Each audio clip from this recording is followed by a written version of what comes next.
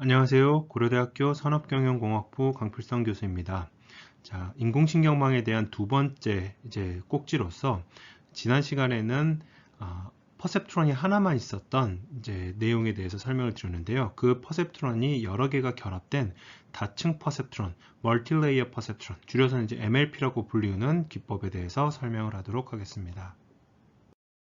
자, 지난 시간에는 인공신경망의 의도, 왜 인공신경망이 무엇을 모사하고자 하는 것이냐, 즉 사람이 뇌에서 정보를 처리하는 활동을 모사하기 위한 기계를 만들고 싶은 것이 뉴럴 네트워크, artificial neural network, 인공신경망의 목적이었고요. 그 인공신경망의 가장 기본적인 구조인 퍼셉트론에 대해서 설명을 드렸습니다. 자, 지금부터는 이 퍼셉트론의 확장판인 다층 퍼셉트론, 멀티레이어드 퍼셉트론 또는 줄여서 MLP라고 불리우는 방법론 구조에 대해서 설명을 하도록 하겠습니다. 자, 그러면 지난 시간에 설명을 했던 퍼셉트론에 대해서 이게 왜 문제점이 있는지를 한번 살펴보도록 하겠습니다.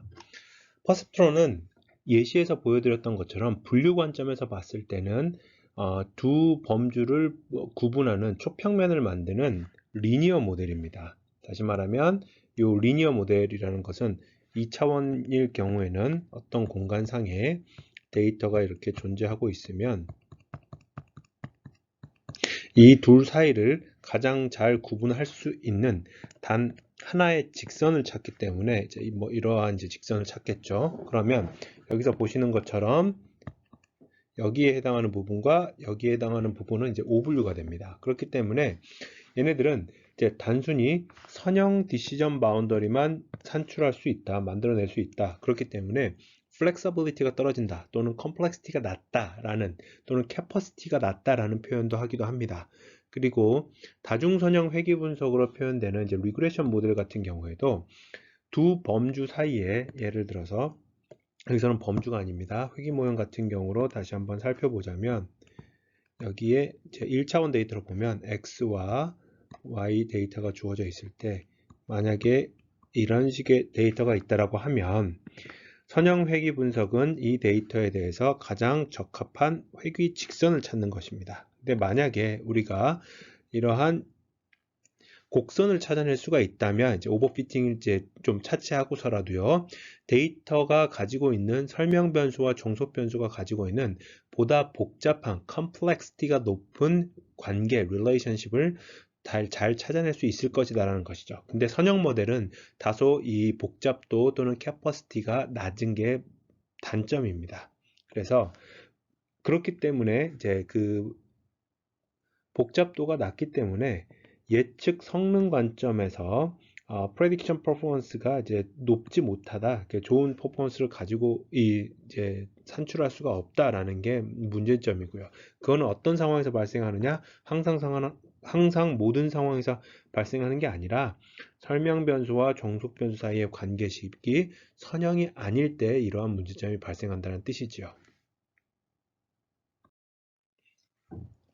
자, 이거를 다시 한번 살펴보도록 하겠습니다. 문제는 뭐냐면, 여기서 요구사항은 만약에 이 circle과 cross가 아니라, 이건 여기서는 이게 아니고요. square라고 다시 할게요. 자, 네모와 동그라미를 잘 구분할 수 있는 단 하나의 선을 그려보세요. 이게 바로 XOR 문제입니다. 양쪽 대각선이 같은 범주고요. 그 다음에 또 다른 반대쪽의 대각선이 같은 범주인 게 XOR 문제인데, 이 XOR 문제에 대해서 만약에 누군가가 이렇게 선을 그으면 위아래로 50%씩 구분이 되기 때문에 구분이 정확하게 되지 않습니다. 이렇게 선을 그어도 마찬가지고요. 이런 식으로 대각선으로 선을 긋는다면 이쪽 좌하단 쪽에서는 동그라미, 파란색 동그라미만 존재를 하지만 우상단 쪽에서 파란색 동그라미는 오분류가 되게 됩니다. 여기서 마찬가지고요. 그래서 어떤 하나의 직선을 그어도 이렇게 서로 대각선이 같은 범주에 속하는 데이터에 대해서는 구분을 해내기가 어렵습니다. 그래서 다층 퍼셉트론이라고 하는 거는, 그러면 퍼셉트론 하나 가지고 저는 두 범주를 구분하는 선 하나를 그을 수 있으니까, 그렇다면 선을 여러 개를 그어서 합치자라는 게 다층 퍼셉트론, MLP의 개념이라고 보면 되겠습니다. 그래서 우리가 만약에 복잡한 문제를 directly, 직접 풀 수가 없다면 이거를 decompose 하자. 복잡한 문제를 단순한 small and simple problem으로 decompose를 한 다음에 각각을 구분하자는 얘기입니다. 이 말이 무슨 얘기냐면 이 그림, 숫자는 지금 개념적으로 보지 마시고요. 그림상으로 봤을 때 아까 보여드렸던 XOR 문제랑 같은 문제입니다. 그러면 왼쪽 하단에 해당하는 점을 구분할 수 있는 퍼셉트론을 하나를 만들고 오른쪽 상단에 해당하는 마이너스 표시를 구분할 수 있는 퍼셉트론을 만들어서 이 둘을 적당히 잘 조합을 하게 되면 두 선 사이에 있는 것들은 십자 표시가 되겠고요. 두 선 바깥에 있는 것들은 일자 표시가 되는 구분 모델을 만들어낼 수 있지 않겠느냐. 이게 바로 정확하게 수치로 표현된 오른쪽에 예시된 퍼셉트론 2개짜리의 MLP입니다. 그래서 다시 한번 말씀을 드릴게요. 퍼셉트론은 선형 모형입니다. 그런데 그 선형 모형을 어떻게 결합하고 조합하느냐에 따라서 다양한 형태의 비선형 경계면들 또는 함수식이 만들어질 수 있다. 이게 핵심이라고 보면 되겠습니다. 자, 그래서 우리는 이제 이 퍼셉트론을 이제 그러면 여러 개를 쓸 수도 있고요. 이제 아까 보셨던 것처럼 다시 한번 표현을 하자면 인풋이 있을 때, 여기 있는 인풋이 있을 때 중간에 있는 이 퍼셉트론들을 여러 개를 놓고 아웃풋을 만들면 이제 이걸 히든 노드라고 표현을 하는데 요거를 이렇게 많이 놔가지고 복잡도를 높일 수도 있고요. 또는 인풋이 있는 상황에서 히든 레이어를 여러 개를 두어서 복잡도를 높일 수도 있습니다. 이게 이제 Y라고 하면요.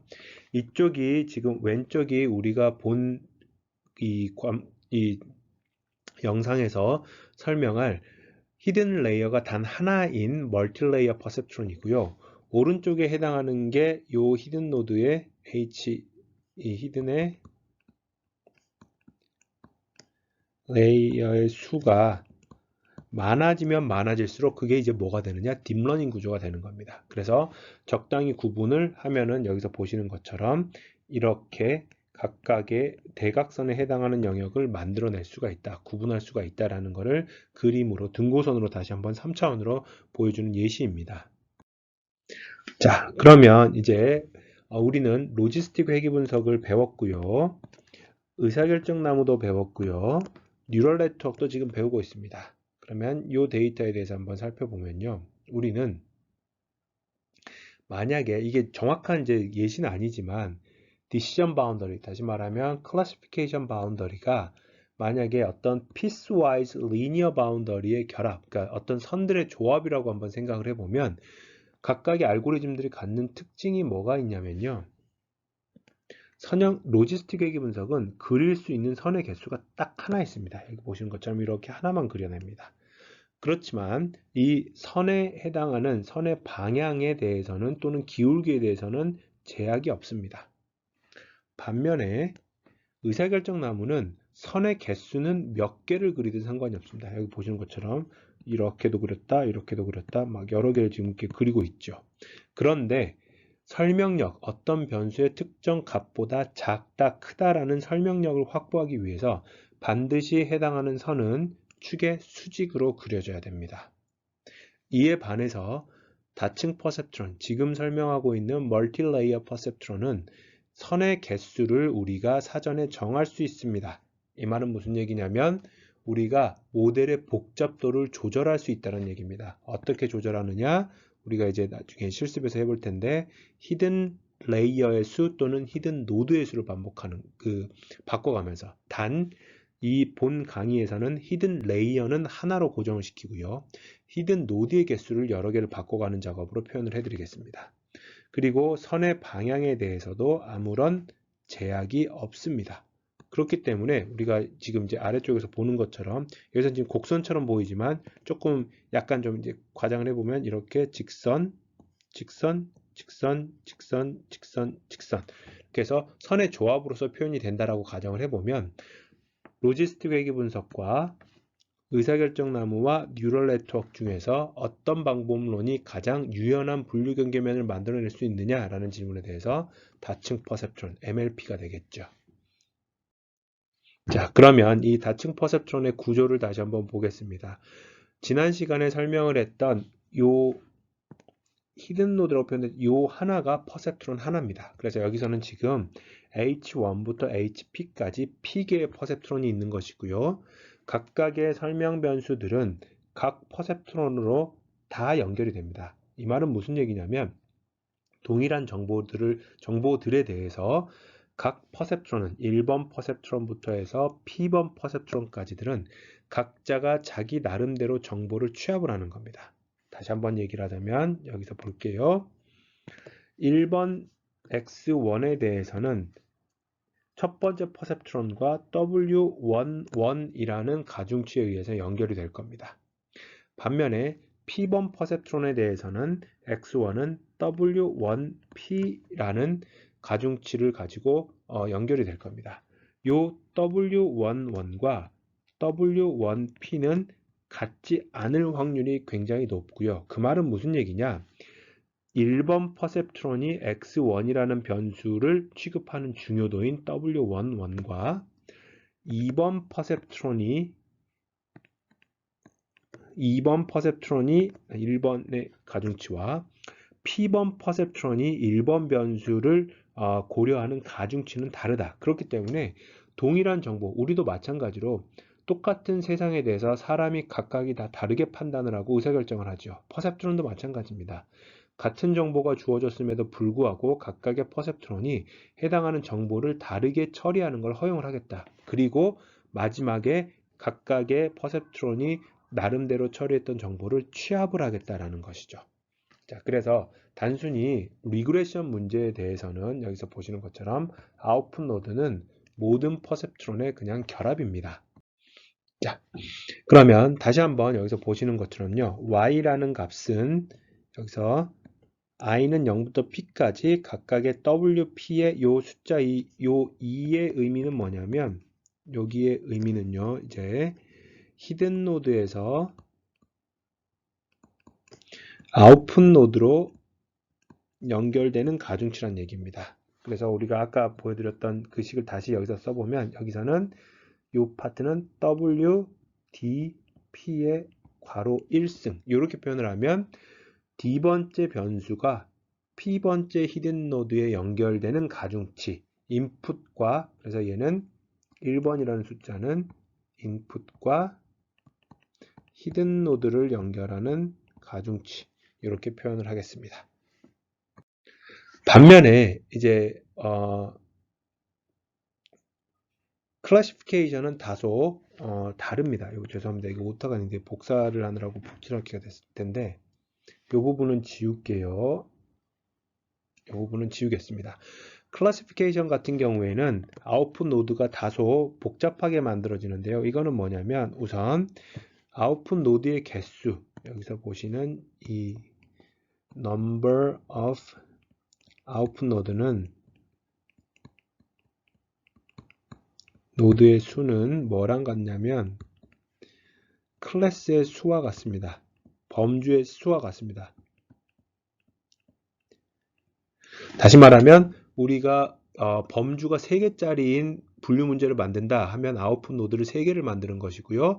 범주가 4개짜리인 아웃풋 노드를 만든다 그러면은 해당하는 그 범주 이 아웃풋 노드를 4개를 만드는 겁니다. 그러면 그 데이터를 인코딩을 어떻게 하냐면 나중에 학습시킬 때는 이거는 잠깐 쓰고 관계상 지우겠습니다. y 값이 만약에 실제로 1번 범주다. 범주에 해당하는 데이터다. 그러면 여기만 1이고요. 나머지는 전부 0의 값을 갖습니다.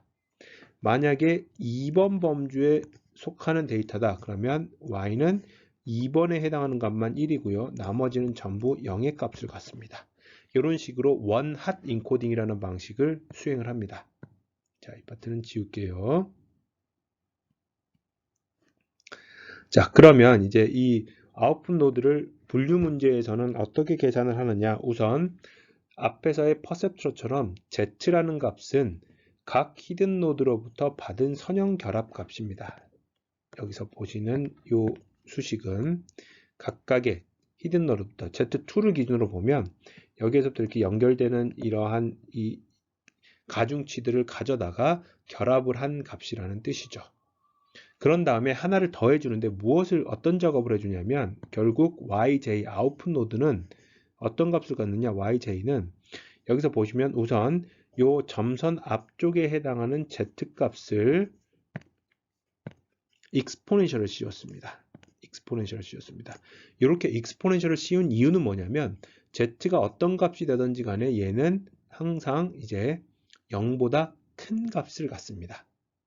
그리고 요 밑에 있는 부분은 뭐냐면 각각의 이 1번부터 10번까지 아웃풋 노드의 z값을 전부 익스포넨셜 씌운 걸 다 더해준 거예요.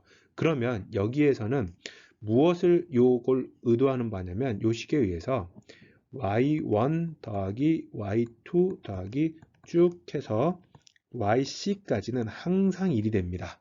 항상 1이다. 그 말은 무슨 얘기냐? 어떤 yi가 0보다는 크거나 같고 반대쪽으로 쓸게요. yi가 0보다는 크거나 같고 1보다 클 수는 없습니다. 그래서 이론적으로는 0부터 1 사이의 값을 갖고요. 모든 범주에 대해서 c까지 yi의 합은 1이다. 이 말은 우리가 무엇을 어떻게 이 결과물을 해석할 수가 있느냐? 각각의 출력 노드의 최종적인 아웃풋은 해당 범주에 속하는 확률로서 해석을 할 수 있다는 겁니다. 그 작업을 하기 위해서, 그러한 해석을 하기 위해서 이 형태를 쓰는데 요거를 뭐라 부르느냐? 소프트맥스 펑션이라고 부릅니다. 소프트맥스 펑션이라고 부릅니다. 자, 그리고 아까 보여드렸던 히든 노드의 개수는 어떤 역할을 수행을 하느냐? 이 인공신경망의 복잡도, 컴플렉시티를 결정하는 역할을 하고요. 우리가 만약에 히든 노드의 개수를 많이 사용을 하면 훨씬 더 복잡한 디시전 바운더리를 만들어내거나 또는 복잡한 어떤 회귀선을 추정을 하게 된다는 걸 의미를 합니다. 자, 이 페이지에서 보여드리는 예시는 동일한 데이터입니다. 빨간색 동그라미와 초록색 동그라미를 구분하는 데 있어서 영역, 우리가 히든 노드의 개수, 여기서는 뉴런이라고 되어 있는데 노드라고 생각을 해주셔도 됩니다. 히든 노드의 개수가 3개일 때 나타나는 구분선 영역은 이렇게 표시가 되는 것이고요. 히든 노드를 6개를 사용을 하게 되면 구분선은 이렇게 표시가 됩니다. 히든 노드를 20개를 사용했을 때 구분선은 이렇게 이제 표현이 되겠죠. 굉장히 지금 복잡한 모양으로, 변수의 개수가 많아지면 많아질수록 복잡한 모형으로 만들어진다는 거 확인하실 수 있을 겁니다. 자, 그러면 멀티레이어 퍼셉트론이 어떻게 작동하는지 한번 원리를 설명을 드리도록 할게요. 우선 학습의 과정이 아니라 실제로 작동하는 원리이기 때문에 정답을 알고 있는 상황에서 예시라고 봐주면 좋겠습니다. 우선은 데이터가 이렇게 양쪽 두 사이드에 이렇게 왼쪽 상단과 오른쪽 하단에 네모가 있고요. 왼쪽 하단과 오른쪽 상단에 동그라미가 있는 이 두 범주를 구분하는 MLP를 만드는 겁니다. 그래서 첫 번째로는 여기서 보시는 것처럼 이거 이제 지울게요. 제일 왼쪽 하단에 있는 동그라미만 구분할 수 있는 하나의 직선식을 만들어 보겠습니다. 그 직선식이 여기 보시는 것처럼 x1 더하기 x2 더하기 x2 빼기 2분의 3입니다. 그러면 여기에다가는 숫자를 h1과 이렇게 만드는 데 있어서, 연결시키는 데 있어서 x1 앞에 1, x2 앞에 1, 그 다음에 상수항 마이너스 2분의 3을 해볼게요. 그리고 난 다음에 원래는 액티베이션 펑션을 우리가 예전에는 이제 1 플러스 익스포넨셜의 마이너스 a분의 1 해서 소프트맥스 펑션을 썼는데 여기에서는 이제 익스포넨셜 계산하기가 어려우니까 이러한 함수를 한번 정의를 해볼게요. 스텝 펑션이라고 하는데 a 값이 0보다 크거나 같으면 1을 반환하고요. 0보다 작으면 마이너스 1을 반환하는 단계 함수입니다. 스텝 펑션이에요. 그러면 여기다 한번 대입을 해보겠습니다. x1에 2분의 1을 대입하고 x2에 2분의 1을 대입을 하면은 A1은 마이너스 2분의 1이 되죠. 마이너스 2분의 1을 요 G 함수에다가 대입을 하게 되면 마이너스 1이 나옵니다. 반면에 2분의 3, 2분의 1을 대입을 하면 A 값은 2분의 1이 나오고요. 2분의 3 더하기 2분의 1 빼기 2분의 3이니까요. 그러면 A가 양수니까 H는 다시 1이 됩니다. 나머지 두 개도 마찬가지로 1이 됩니다. 이런 식으로 이제 하나의 직선이 나오고요. 두 번째는 요 위에 있는 동그라미만 구분할 수 있는 직선식을 만들어 보겠습니다. 해당하는 직선식은 보시는 것처럼 A2는 x1 더하기 x2 빼기 2분의 1입니다. 그래서 여기에서 숫자로 보는 것처럼 x1 앞에 1, x2 앞에 1 빼기 2분의 실수입니다. 여기서는 이게 아니죠. 다시 하겠습니다. 자, 이렇게 두 번째 퍼셉트론 히든 노드하고는 x1과 1, x2의 1, 상수항이 마이너스 2분의 5 값이 나옵니다. 그러면 여기에서는 어떤 상황이 발생을 하냐면 이 선 아래에 있는 세 개의 점들에 대해서는 A를 구하고 다시 액티베이션을 시키면 마이너스 1의 값이 나오고요. 나머지 제일 마지막 하나에 대해서만 1의 값이 나오게 됩니다. 자, 지금 우리가 한 상황이 그러면 어떤 상황이냐면 앞에서 만들었던 H1과 H2라는 두 개의 퍼셉트론에 대해서 이제 2분의 1, 2분의 1이라는 값은 실질적으로 어디로 이동을 하느냐? H1과 H2에 의해서는 마이너스 1, 1로 이동을 하고요. 2분의 3, 2분의 1은 1, 마이너스 1로 이동을 하고요. 2분의 1, 2분의 3은 1, 마이너스 1로 2분의 3, 2분의 3은 1, 1로 이동을 합니다. 그 말은 무슨 얘기냐면 원래 x1, x2 2차원 공간에 있었던 4개의 점들을 h1과 h2라는 2차원 공간상으로 다시 한번 매핑을 시켰어요. 그런데 매핑을 시키고 보니까 어떤 상황이 발생을 했느냐? 여기서 보시는 것처럼 직선식을 만들어서 동그라미와 주황색 네모를 구분할 수 있는 상황이 생긴 겁니다. 이 식이 여기서 보시는 것처럼 h1 더하기 h2 빼기 1은 0이라는 식이 되겠고요. 똑같은 이제 함수를 활성함수를 만들어서 계산을 해보면 이제 여기에 있는 1, 마이너스 1, 마이너스 1이 여기 있는 1, 1, 마이너스 1 이렇게 대응을 하는 것이고요.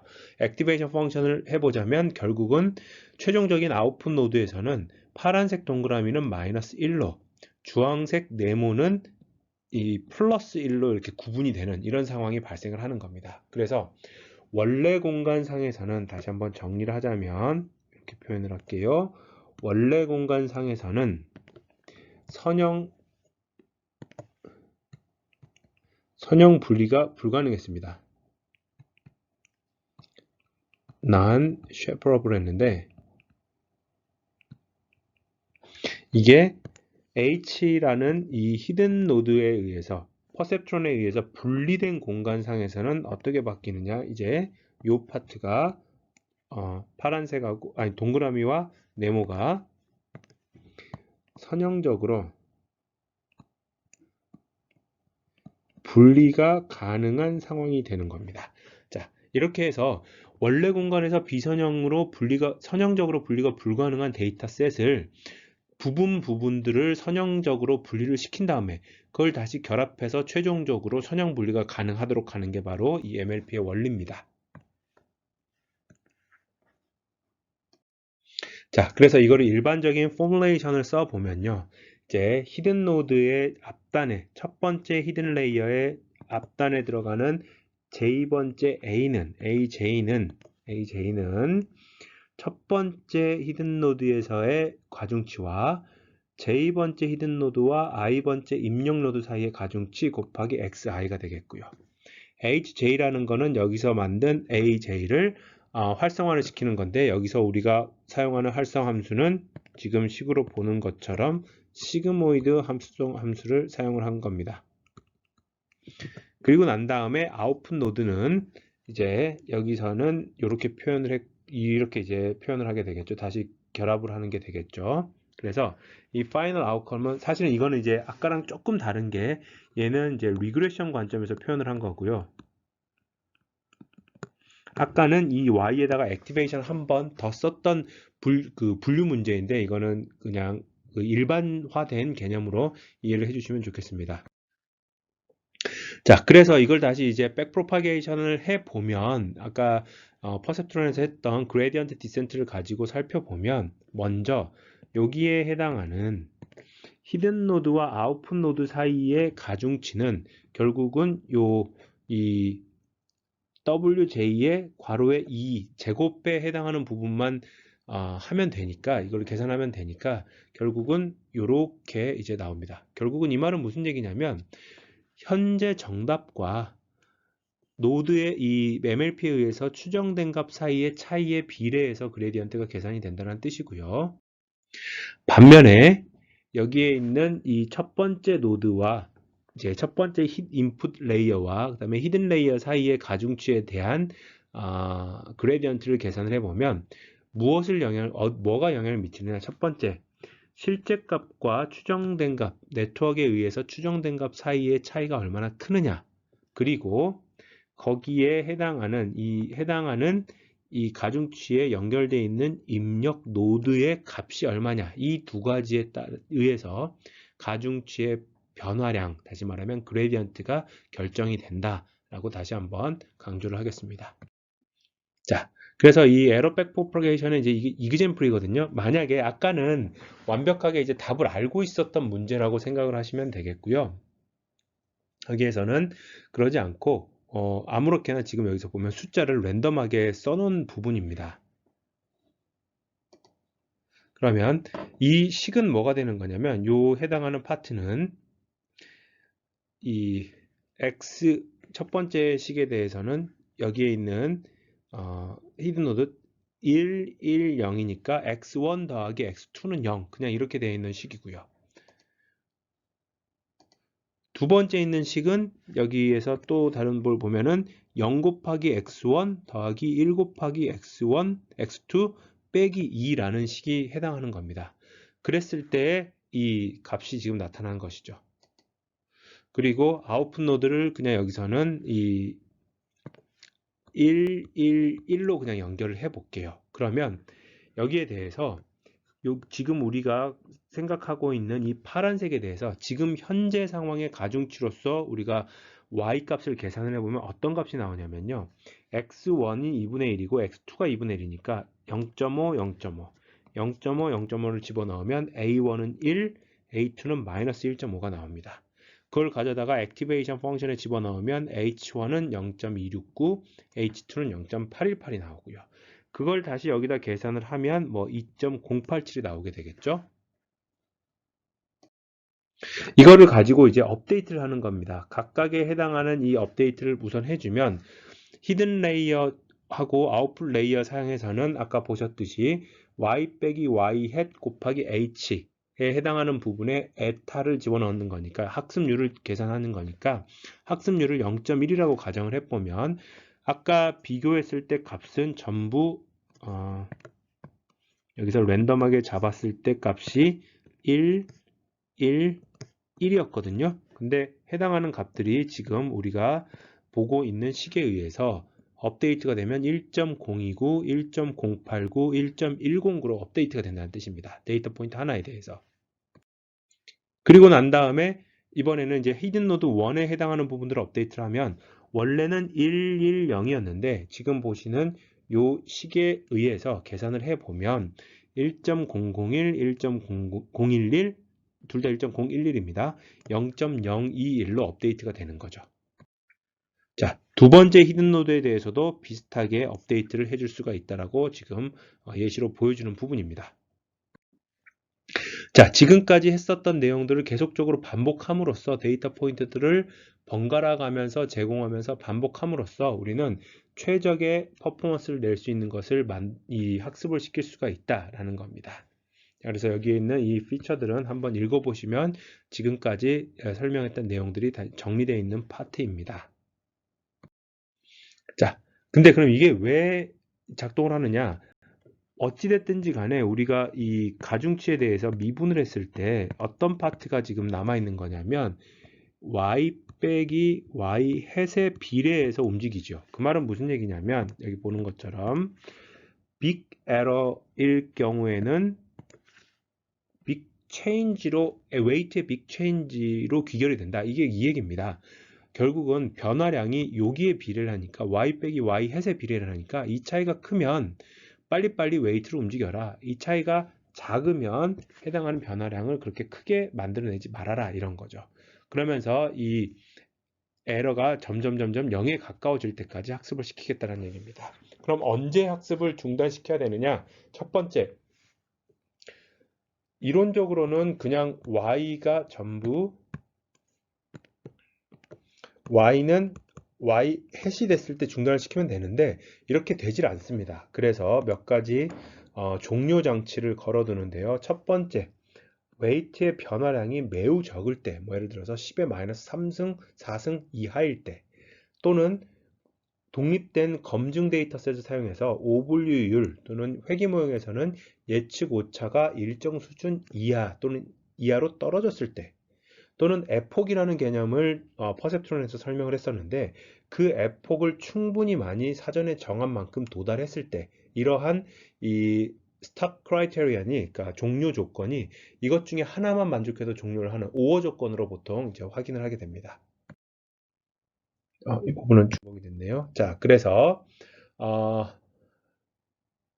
이 상황에서 이제 학습 데이터만을 가지고 이터레이션을 충분히 많이 하게 되면 에폭을 많이 하게 되면 어떤 문제가 발생하느냐? 오버핏이 발생을 합니다. 다시 말하면 선형 회귀 분석을 할 때도 데이터의 특징을 말씀을 드리면서 매우 중요하다라고 했었던 부분이 뭐냐면요. y는 fx 플러스 엡실론이라는 요 엡실론이라는 게 우리가 어찌할 수 없는 노이즈인데 이 노이즈들까지도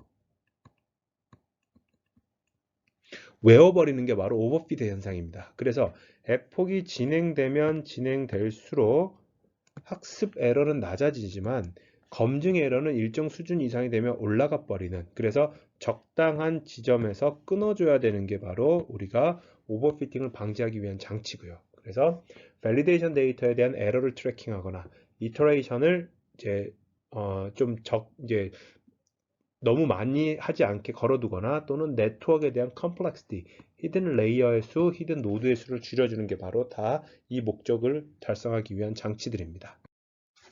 자, 그리고 지금까지 우리가 이 강의, 다별량 분석 강의를 통해서 이건 뉴럴 네트워크 2라고 되어 있는 이제 인터넷의 자료를 보시면 구글 검색을 하시면 금방 아실 수가 있는데요. 딱 2개 했어요. 여기서 보시는 것처럼 퍼셉트론 했고요. 피드 포드 뉴럴 네트워크 했습니다. 나머지 모든 이 구조들이 사실은 이 페이지가 끝이 아니라 다음 페이지까지 또 있거든요. 이런 다양한 구조들이 있기 때문에 여러분들이 한번 이 퍼셉트론과 피드 포드 뉴럴 네트워크를 통해서 인공신경망의 맛을 봤다라고 생각을 하시고 추가적인 내용들은 이제 뭐 따로 공부를 하시거나 또는 대학원 진학을 하거나 뭐 외부 스터디를 하거나 하면서 살펴보시기 바랍니다. 어디에서든지 간에 그러나 가장 핵심이 되는 파트는 뭐다? 바로 이 퍼셉트론의 구조입니다. 퍼셉트론을 어떤 방식으로 어떻게 쌓을 것이냐에 따라서 달라지는 부분이기 때문에 그렇습니다. 자, 여기도 마찬가지고요. 자, 그리고 관련해서 굉장히 추천을 해주고 싶은 강좌들이 있는데 제가 지금 하는 강의보다 시각적으로 훨씬 더 예쁘고 직관적으로 만들어져 있는 강의들이 사실 유튜브에 많습니다. 첫 시간 지난번에 한번 추천을 해드렸던 유튜브의 3블루 1 브라운 뉴럴 네트워크 강좌를 꼭 다 보시길, 이거 4개 합쳐봤자 1시간밖에 안 되거든요. 꼭 다 보시기를 추천을 하고요. 그 다음에 요분의 강좌도 사실은 그냥 일반적인 뉴럴 네트워크를 떠나서 딥 뉴럴 네트워크, 컨볼루션 뉴럴 네트워크 같은 것들도 설명을 하고 있는데 수식을 몰라도 직관으로서 그림을 통해서 또는 영상을 통해서 이해하기가 굉장히 쉬워요. 두 강좌는 여러분들이 꼭 보시길 추천을 해드립니다. 자, 여기까지 해서 퍼셉트론에 해당하는 설명을 마무리 짓도록 하겠습니다.